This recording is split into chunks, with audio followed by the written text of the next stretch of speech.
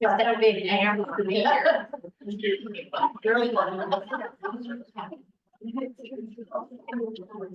All right, well, welcome. Glad to have all of you. Thank you, board, for being here on time. Now that I relaxed to 7:30 to 8 o'clock, it's amazing what happens. So we'll start our meeting. First of all, I would like to declare conflicts of interest. So if there are any conflicts of interest, would you please state them? Linda, Dr. Lyman, Rebecca, Dan, I think we all know what you're conflicted over. Talk to me afterwards. Huh? Yeah. Deb's rooting for new conflicts. All right, so noted. We will, I see that we have no public comment this morning. Thank you for those that are visiting with us, for all of our different groups, and thank you for coming here as well. My comments will be brief this morning. First of all, I want to commend staff on the board packet.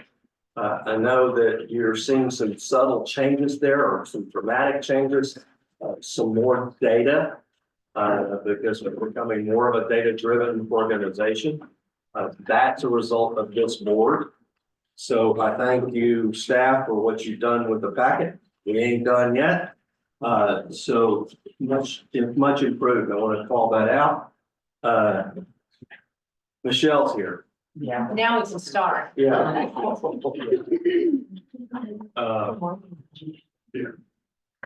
Next item on my list is the Texas Association of Workforce Boards. A few months ago, we went to the National Association of Workforce Boards, where we, of course, received an award. But there's also a Texas Association of Workforce Boards. There are 28 workforce boards in Texas, and each one of those should be a member of the Texas Association of Workforce Boards. Last year, there was some difficulty with this group, and there was sort of a splintering. And really, those 28 workforce boards should be one voice in Texas. And so I want to commend Ashley for her work, as well as other directors who try to pull that back together and not having splinter groups. So that's ongoing. We attended a meeting in Forney about 3 weeks ago, and several of the commissioners came, and they as well stated that they want one voice for Texas workforce, not two. And so we're working on that. There's some more information coming out on that the next few weeks, but just let you know that association is we're working hard to pull that back together.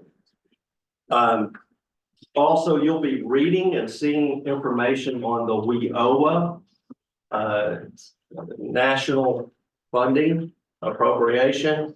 There's a lot of stuff going on in the Congress and Senate and negotiation about that. That's what funds our workforce centers, the WIOA Act. And so we'll be giving you briefings on that.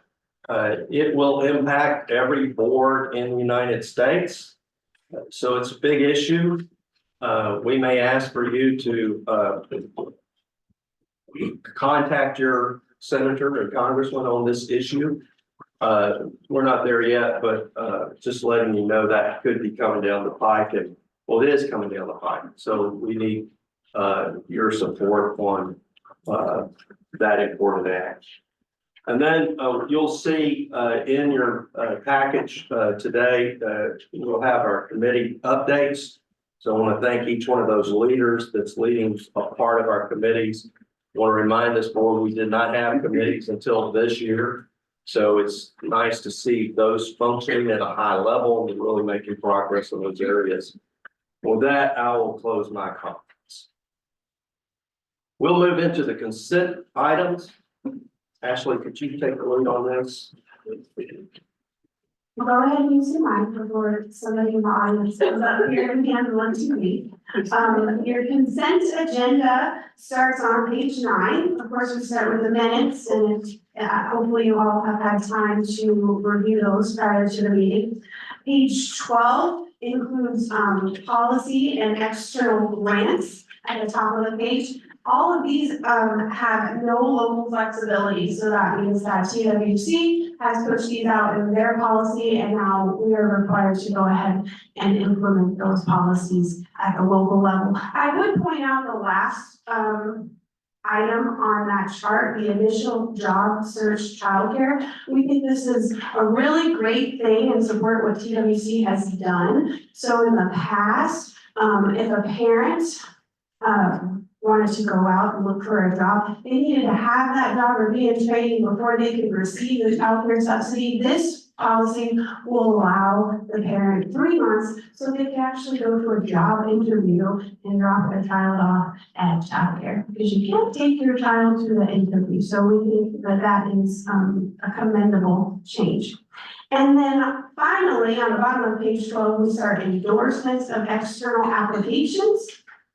If we look on page 13, I'll just point out the last one in this chart as well. That's the TWC Texas Internship Initiative. We've partnered with DISD to offer STEM internships for 25 11th grade students. So this is a wonderful opportunity. And I wanted to point it out, especially with our internship push we've been talking about all year. This is still in procurement, but DISD is on standby. Okay, so, we have those 3 items, located, under consent items. Is there any discussion on any one of those items that we need to have? Let's take the easy one, minutes, any discussion on the minutes? Okay. Policy, again, mandated by TWC, no flexibility there, and external grants and partnerships, anything, any questions? All right, well then I would take a motion that we accept the consent items. All right, Harry, and can I get a second? I'll second. All right, Bill, all in favor, show of hands. Aye, all right, anyone opposed? All right. See, we're getting out of here before 9:30, guys. All right, next we'll go to our committee reports. I would ask, Mr. Mischke, if you would take us through our strategic plan. Okay, as you may recall from the last meeting, we had the RFP and actually the day before the window closed, there were no responses. And so in my own mind, I'm thinking, okay, gotta be bold, gotta be proactive, gotta do something. And I talked to Connie, and Connie said, just be patient. They always come in on the very last day. And sure enough, we had 6 serious proposals come in on the very last day. So thank you, Connie. Appreciate that. And we still have the optimistic timetable of being able to interview 3 of these with staff before our next meeting, and have the committee recommend one of them to be the facilitator for our strategic plan. Now, Connie, I know you have some more details to offer here, so let me ask you to read us over to you. She's going. Got her on?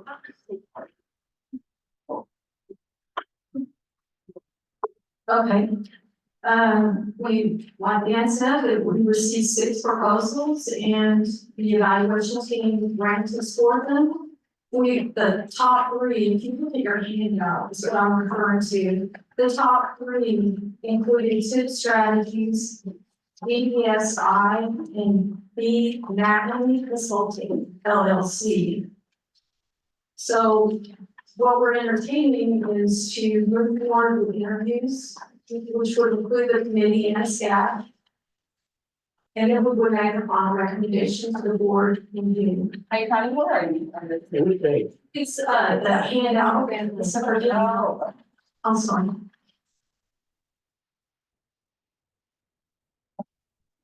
So what we were looking at is virtual meetings. We thought our recommended BCC would be.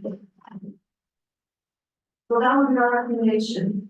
Anyone has any questions? I'm curious, who were the other three?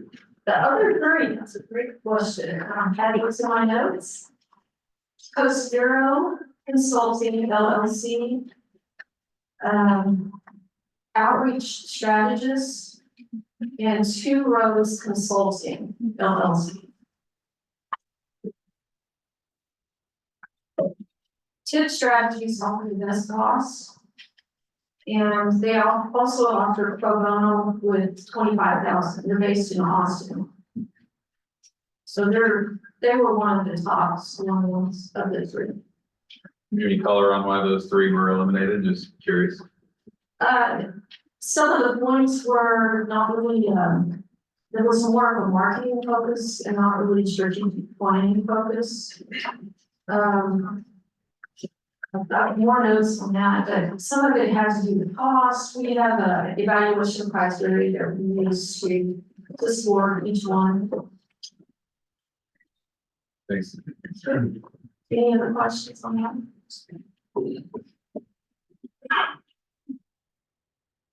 All right, thank you for your work on that. We'll go ahead and move Joanne to the governance committee. She needs there you go. Thank you. Good morning, everyone. So the governance committee continues our slow and steady work, but I think we're making great progress. From the time we had our last board meeting, we had a subsequent meeting of the governance committee where we continue to work with the bylaws, and with Reed's help, we continue to return our comments around, and we actually have another committee meeting tomorrow morning. As I mentioned, part of what we have been considering is actually the establishment of standing committees, which each have a charter. So those draft charters, which were in the first instance drafted by Reed, and now gone out to the other committee chairs for chairs and their committees to look at and to provide responses. So we continue to work through this important work. Don't know in terms of when we'll finish, but hopefully it will be before the end of this year. Yeah, we'll see. Go on, make it. I have one quick question. Is there an interface or do you envision an interface between the governance work and the strategic planning? Because they seem like they could for sure be linked. It's a great point. And before the bylaws and the governance documents are finalized, that probably would be a good idea. And once we finish all of the work, obviously it comes to recommendation for the full board. One of the things we spent a lot of time on is the purpose statement in the bylaws, and we are subject to, various legal requirements in terms of what we can say and not say, but there's been really good stuff there. Well, as an alternative, I think our country started with a constitution and they amended it along the way. We could. How's that working out? Yeah. Our companies are lawyers, actually. So, not to go off track, since we started on time, I'm just proposing that we could wrap that up and amend the bylaws as necessary based on the strategic plan. I would cordially like to invite Joanne into our strategic plan. I think that would be great. So you don't want two parallel tracks. Thank you. All right, Rebecca?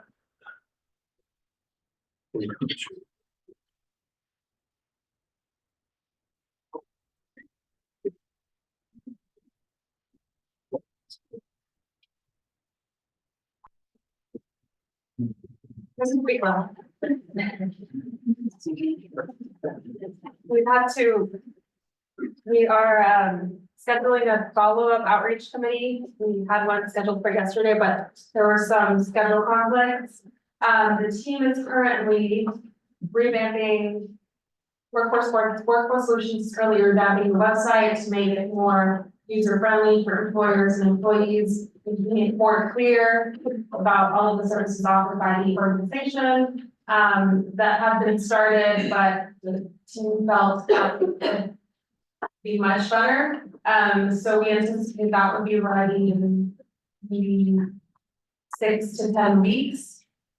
There is an upcoming June webinar for employers to learn about all of the services offered. It's going to be upgraded from the last version with more staff and individuals working this one to answer more questions. Page 8 of your board packet, you will see a list of all upcoming job fairs with flyers. Currently positioned for 2 of them. The staff will send those flyers so that you can help promote those, or also if you're a person, you can take them. And Stephen and I have a Friday meeting on discussion of stakeholder outreach to further market these. Right. I would just, again, mention in our packet, actually Miguel challenged the data that we were getting and was, pretty, indicated that we should see comparative, not just this month or this year, but compare it to something. And so really applaud Richard. He'll cover this later. But this, for instance, is a chart that shows where this board stands nationally. And which is great. I mean, we can all pat ourselves on the back, doing great, but we're not great everywhere. So that would be an area where, for instance, when I look in the youth section, I see opportunity to improve. And so this board, this committee, can take that kind of data and say, let's really focus on youth in Dallas, Texas, and how we can better serve that population. And I think we all know that's a tough area, but that's one of those things we can do. So data is great. Richard, thank you for this, and board, delve into it. So we're now getting the information that we need to make great decisions. So yeah, I've got a question. So I'm just trying to understand the data that's been presented here. Carter. So I'm looking at stages where the Dallas workforce board is compared to states. Hey, Alan, can we cover that when Richard presents? Absolutely. Yeah, I'm just using it as an example Absolutely. of good stuff. So thank you for the question. All right, Rebecca, anything else? Thank you so much. All right, and then Alan, it's your turn to talk about. Thanks, Wade. A good, really first, or I guess second, child care committee meeting. Purpose of the child care committee, first and foremost, is to help this board on any voting or things that are within the board's discretion. We had a couple voting items, they particularly in terms page 14 of the packet. We're going to see that there's a proposed budget amendment of a little over $2 million. What we discussed at the committee was really interesting. There's really this is purely mechanical. There's really nothing that this board has discretion over here. What is happening is that we're serving a certain number of kids, and the state is just making little adjustments. Which when you're serving this 15,000 kids can end up being a very big number. This is the majority of the things that comes to this board for votes though on an ongoing basis. And it's really just an accounting issue, not a board discretion issue. And so instead of bringing, $2 million swings or millions of dollars swings to the board every time, which look, if I see multiple millions of dollars in budget adjustments, I'm gonna want to ask questions about what it is. The committee is just recommending at some point that a motion be brought in front of this board to empower the workforce staff, empower to just go ahead and make those and just notify us that there's been an accounting change and that the state has continued to make sure that we can continue serving the number of kids enrolled, so we don't have to bring this in every single time and take up board time. So that's number one. Number two is series of policies that we have zero discretion over, that the state is just notifying us of, that end up in the consent agenda. This is kind of par for the course for whatever reason the state wants us to vote on it. We really have no recourse, but they're just notifying us. The third is, the committee really now wanted to dive into what is it that we do have discretion over as a board? And the primary stuff that we have discretion over as a board are things within the quality supports that we provide to childcare providers across the state, primarily with our partner and our primary vendor at Childcare Group, but also through a series of other vendors and partners throughout the area. Quarterly, this board is required to send an activity report up to the state of Texas, which lays out the actual quality activities, the things that are actually within the discretion of this board to talk to. What we talked about at the committee is we have yet to actually ever see one of those activity reports in this boardroom. And one was sent, I guess now 3 or 4 weeks ago. And we made a request that this board have access and see these activity reports on an ongoing basis. I'm not seeing it in the report, but we'll make sure to get it emailed out to everybody so you can actually see the activities that are happening. This is also really important because every other workforce board in the state of Texas is also required to do that exact same thing. So we've had discussions in this boardroom about how do we compare what we're doing here to what's happening in San Antonio or what's happening in Fort Worth. This is actual public information that lets us side by side look at the differences between sort of how we're operating as a entity and as a support system and how other parts of the state are operating. So in comparison data, kind of apples to apples, so we can see kind of how other people are using their dollars for different strategies, which is really exciting. So we really do need that information on an ongoing basis. And then the last thing is we really want to dive into the finances that we have discretion on. So really appreciative of Dee, really appreciative of the Child Care Group staff for working with us on, working with the committee on trying to get finances organized. We've only been able to get all of the finances organized through the end of February, which is about 40% of our fiscal year. And what we see is of about, you know, a dozen or so line items that were stated as our strategic plan that was sent up to the state of what we're going to spend money on. Only 2 of them are sort of on track with over 40% of the dollars out the door. And the vast majority, I mean, over 50% of them have $0 out the door. So again, we're asking that that be made available each time, each month to this board, so we can just track. That doesn't mean that anything's wrong, by the way, right? Like there may be, like, I don't have any historical data and we don't have any historical data to say like sort of what the trends are on when dollars go in and out. But we ought to be actually tracking, are we doing the things that are, we've sent to the state and plan? And this board ought to see the things that the state requires to come from this board and report on. So those are the big recommendations from the committee to this board from the last meeting. I just wanted to emphasize how big of a portion of the workforce board budget is in the particular area that Alan is talking about, child care. And actually, could you give us a sense of the relative size of our budget that goes to child care? About 90% of the budget is childcare in general, but most of that is the childcare subsidy. Like Alan said, we only have really that flexibility on the childcare quality funding, which Demetria, you can correct me if I'm wrong, but I think it's about $7 million this year for the quality. Am I right? It's a little bit less than A little bit less than 7 million of our $180 million budget. So I just want to be clear on this, that 90% of our budget is childcare. And while there are certain things that we don't have a ton of discretion in terms of the way we're used, we're responsible for the system itself. And we're responsible for the things that are within our discretion to make sure that the system is operating well, that literally over $100 million is operating well. So it's not just something to say, well, the recommendation here is to make sure things that we don't need to be voting on, like let's run smoothly, let's run efficiently, things like that. It is something that we're taking on a real responsibility for, and that the rest of the ecosystem is relying on us for.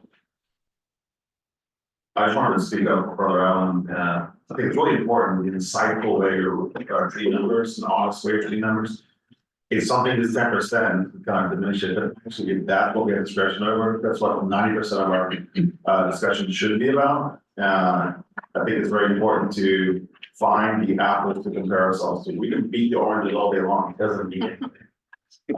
So thank you for speaking up, and we don't always have to agree, it's okay, I think you're keeping up with our voice, so, thanks. All right. Well, thanks for the report.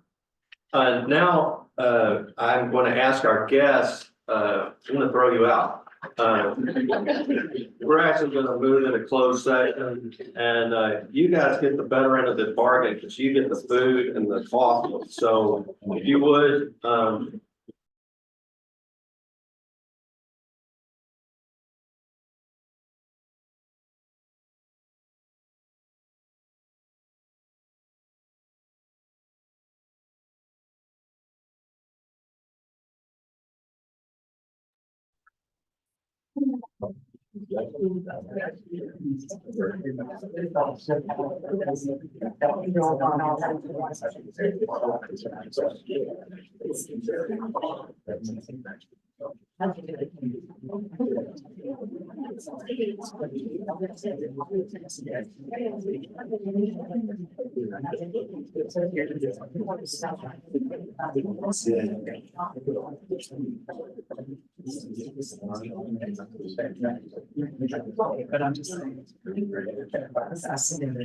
okay, I will call us back into open session.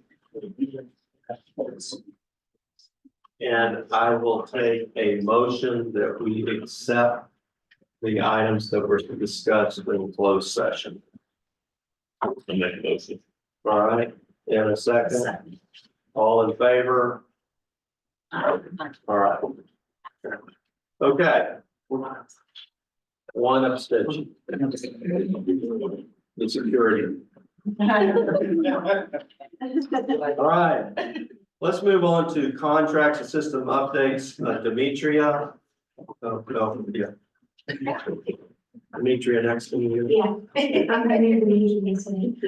So we're starting with childcare group, contracts and amendments on page 14 of your board packet. And I hear you loud and clear, Alan, from your update earlier this morning.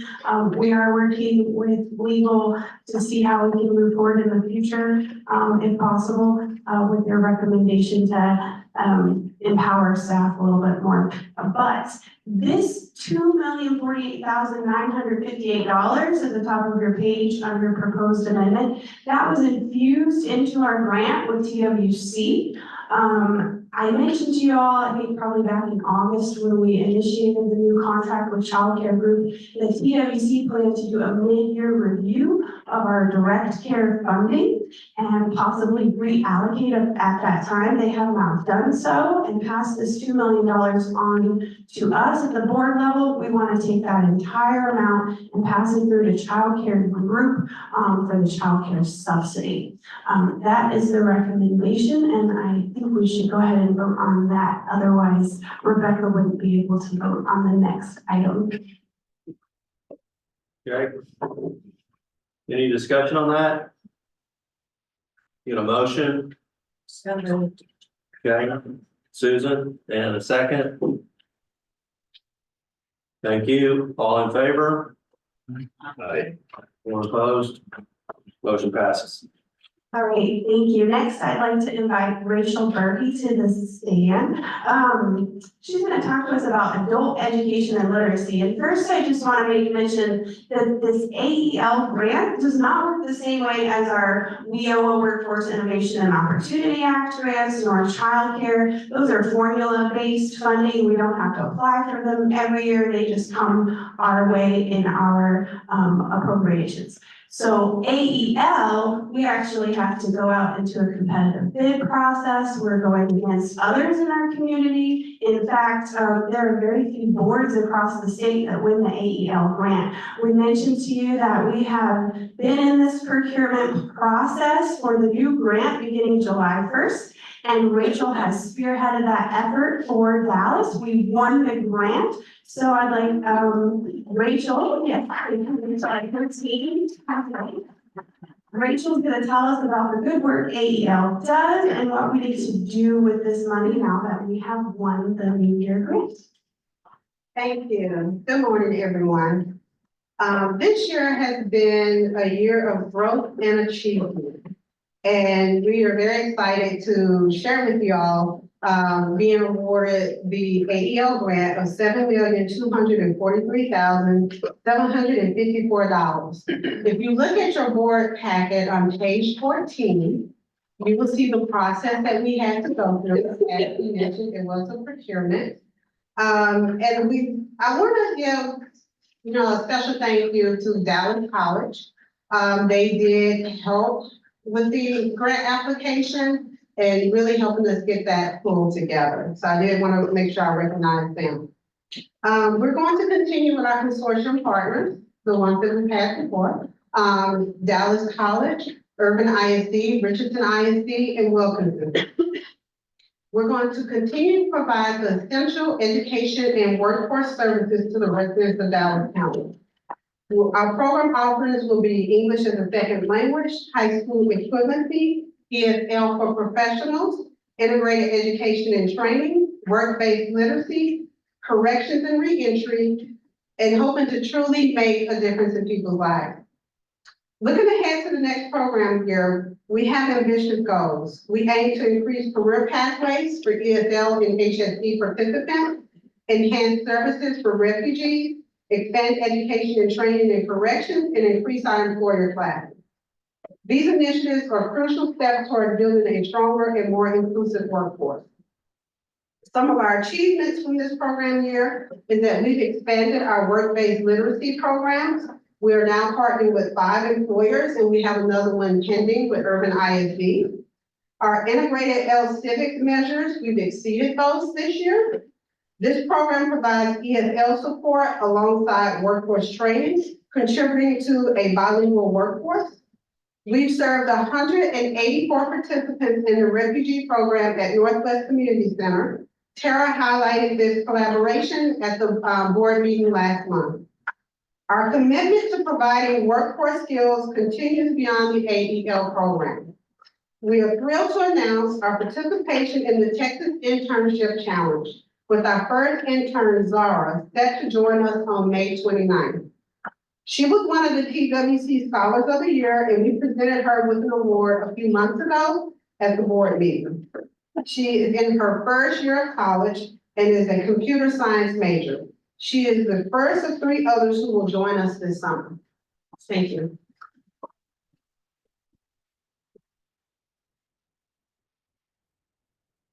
Okay, and I would also mention that last grant award, there were 2 workforce boards that got this. So of the 28, for us to get that's a high honor. And we talk about flexibility and not just doing what we're tasked to do, but reaching out. This is a great example of that. So hats off to staff for that. All right, we have a recommendation. Yes, the recommendation here is for board authorization to approve staff to negotiate with AEL consortium partners in preparation of a new program year effective July 1st, contingent upon successful negotiations with TWC in response to application section 231 and award amount. We will bring the final contract amounts to the board for ratification.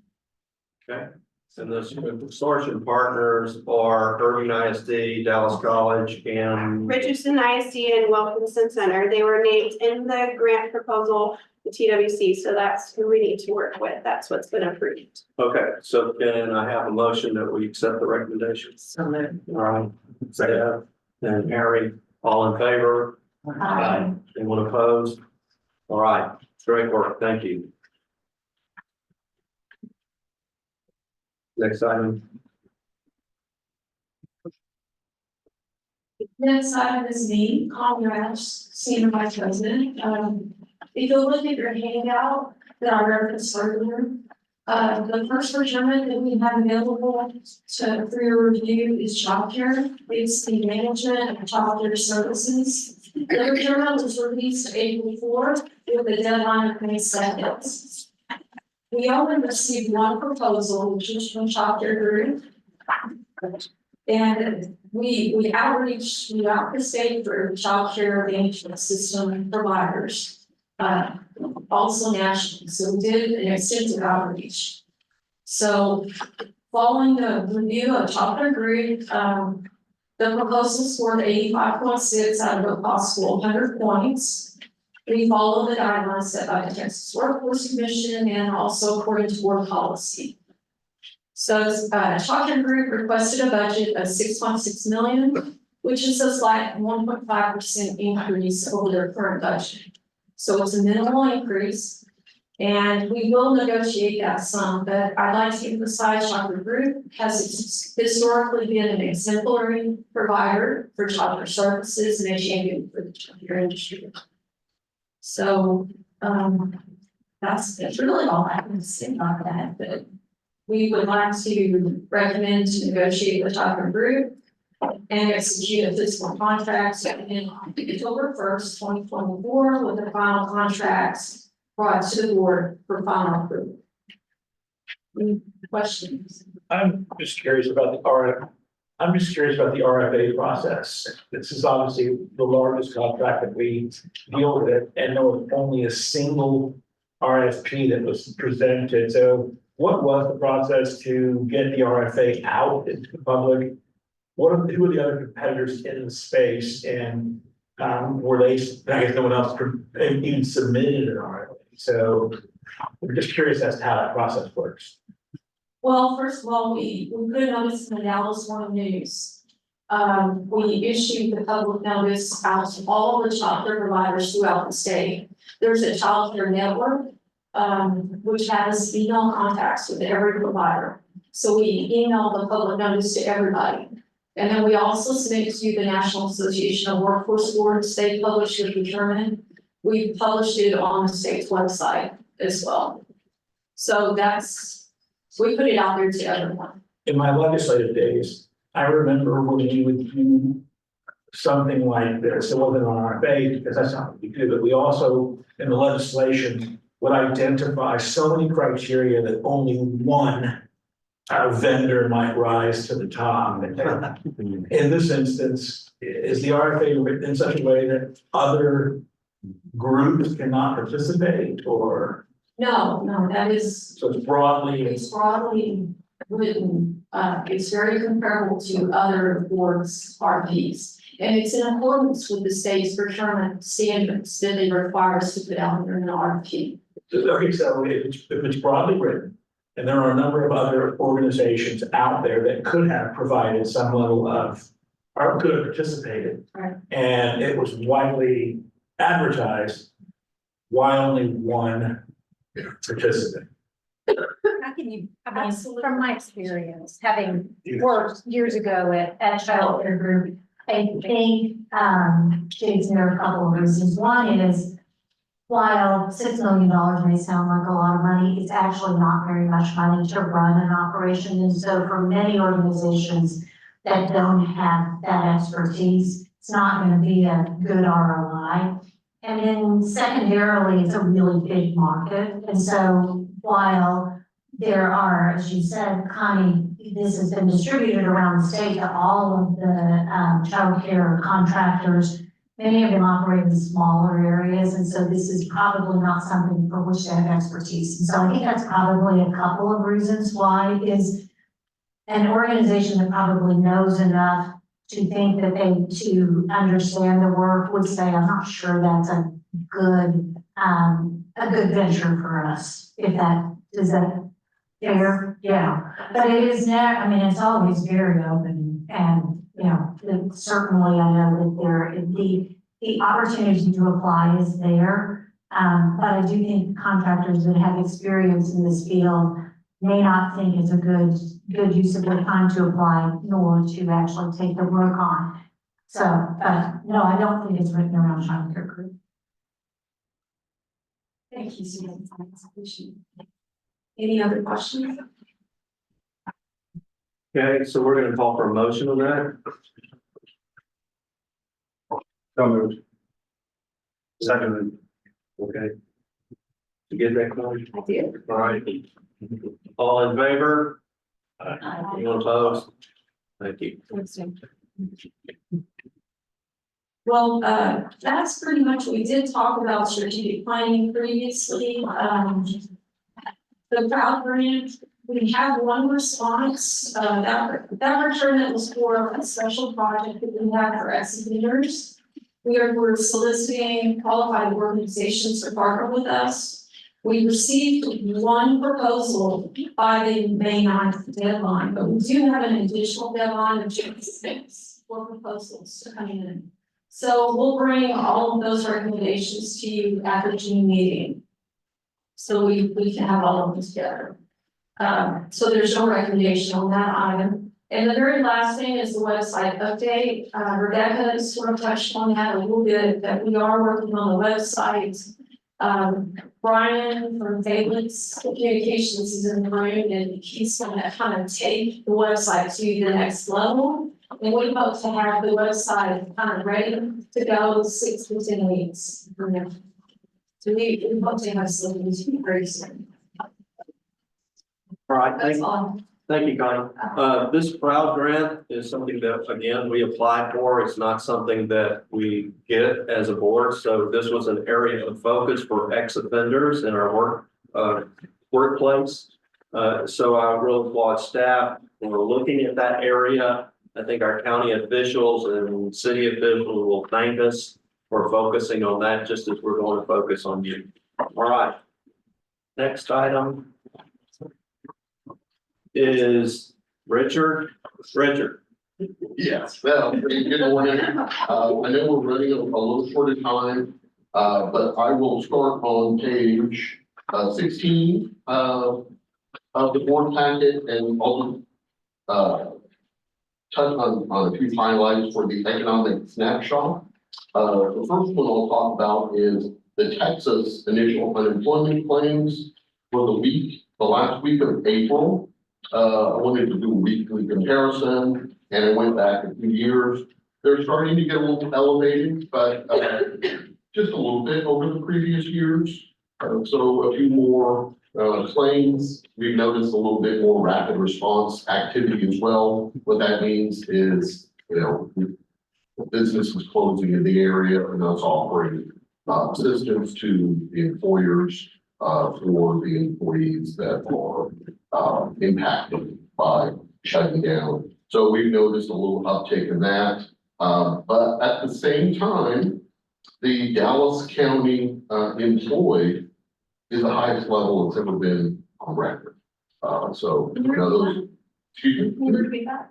The Dallas County labor force statistics, it's there, the number of employed is the highest number it's been on record. And I believe that's also the same for the state of Texas. So the number of employed is going up, but at the same time, some of the claims and layoffs are also picking up a little bit as well.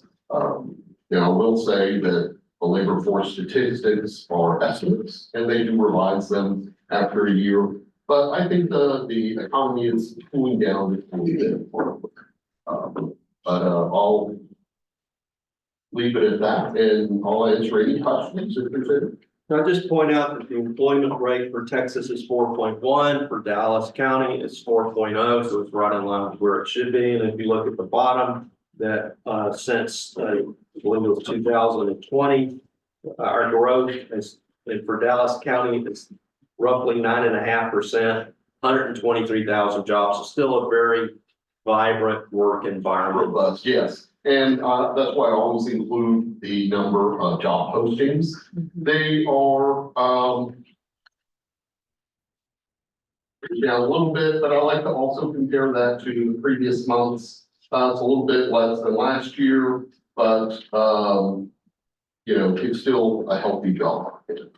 So just because we're short on time today, like I had a series of questions on this kind of stuff, and this sort of connects to Miguel's push as well. So my only question is, could we have this conversation earlier in one of the upcoming meetings? Because this type of information always gets presented at the very end of meetings. And I think that this is really important context and good for us to have kind of a robust conversation. So that would be my request. So I'll go ahead and just jump into the performance. There was not a new MPR, which stands for monthly performance report, in March. So, what I did is I, did a comparison. I heard from one of the previous board meetings, wanted to see if there was any kind of benchmark. We could, see how the Dallas board was doing as far as performance to other areas. My first thought was, let me go to some of the other larger boards in the US. And some of the board areas had information, San Diego, maybe Seattle, some of the boards in Florida, but a lot of them, aren't as transparent as we are as far as performance and budgets. So I thought, well, let me just go to the states. The Department of Labor has all of the state performance. So I compared the year-end, performance for WYOA, which came out around October of 2023 to the other states as close to an apples to apples time period and, performance, and just to see how we stacked up with some of the other states' performance.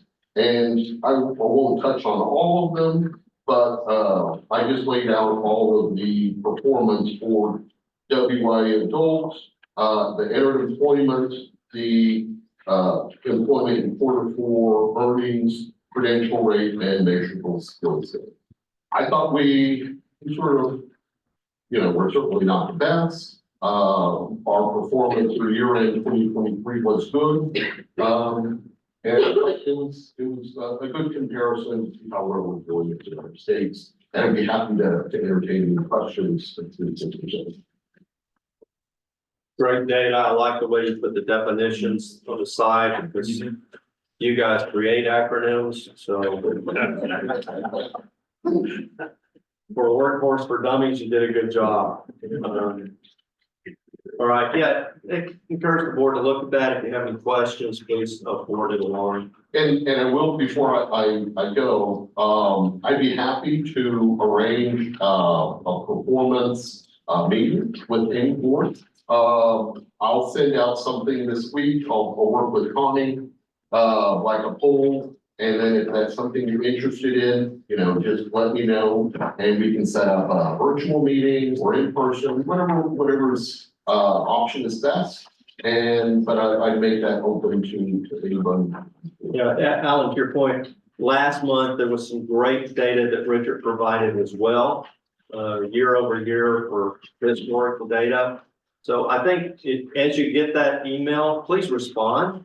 Because I think that'll be a very educational and healthy subject for us to look at the data. Thank you, Richard. Just to give Richard some credit, I had a tutoring session with him this week, because I didn't know anything. I had a tutoring session with him this week, because I don't know if we're back, I didn't know any of the numbers now. So I had him walk me through it, which was helpful. So I encourage anybody else who doesn't know what they're looking at to join me. Be careful, Patrice, you'll be our subject matter expert. All right, and Rebecca. Good morning, I'm the body manager of the office of the board. If you look at page 26, I'm just going to give a brief update on the program of fiscal monitoring. The EQUIS fiscal review was finalized and a refund to the board in the amount of $1,623.28 was received.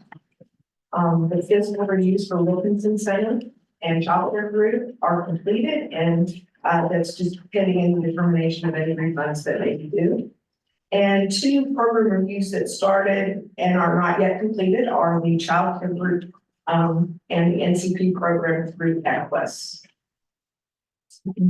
Questions? Okay, thank you very much. All right, hearing no other matters, anything else we need to discuss in general discussion? If not, I will move forward adjournment. Thank you for staying with us.